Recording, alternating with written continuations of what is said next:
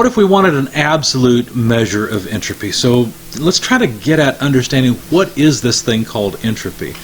So on the left-hand side, you see the entropy symbol S, and you see on the right-hand side it equals K times the natural logarithm of P. And I'll try to explain this. Entropy has to do with probability because entropy is an emergent property. It's not something that's really the nature of the system itself. Okay, it's really on the right-hand side of the equation. What we have is the number of possible arrangements of a system, and I can help you understand this by analogy. If you think of a pure crystal, first of all, that's at 0 Kelvin, well, the molecules in it can only be arranged in one way, and if it's at 0 Kelvin, there is no thermal energy in it, right? So there's only one place you would find every single atom of that crystal.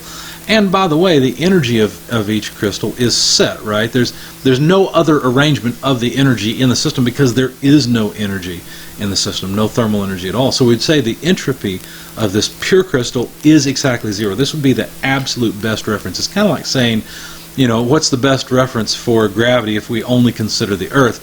Well, maybe the center of the Earth, right? Because it can't fall any farther. I mean, if you do fall farther, you're actually increasing energy, which of course would happen. Imagine if it was possible to drill a hole from here all the way through the center of the Earth, and you fell into that hole and didn't get burned by magma and so forth, and somehow we could keep the hole open.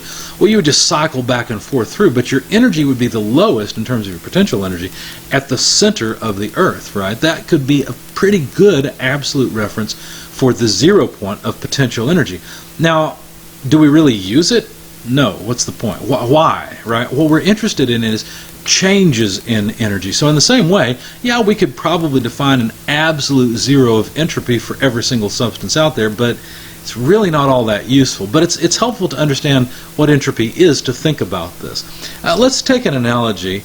Oh, by the way, and so you might surmise that you know, as you move from solid to liquid to gas, the ways that the energy can be held by the molecules increases. In other words, the number of possible arrangements increases, and so the randomness or the entropy, the amount that energy is spread out, increases essentially as you move from solid to liquid to gas. Now, finally, the analogy I mentioned, I really like this cartoon because it illustrates entropy well, I think. Mom, it isn't fair for you to spend the morning folding, shake, shake, shake, our laundry, and it all comes out perfectly ordered.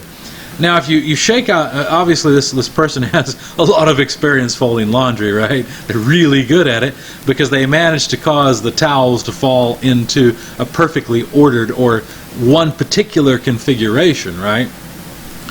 And obviously this doesn't happen. Why not? Well, whenever I shake out my towels from my laundry basket, they fall out in a pile that's sort of random, right?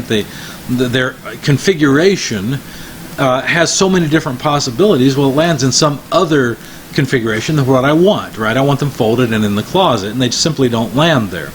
Is it possible that a towel could end up folded as it lands? Sure, it's possible. Is it likely? No. You know, I'd probably have to have an earthquake in the house be shooken just right, you know, and it fall at just the right angle for it to fold up the way I want it. And that's basically not going to happen. At least I hope it doesn't. I don't really want an earthquake to occur in the vicinity where I'm at.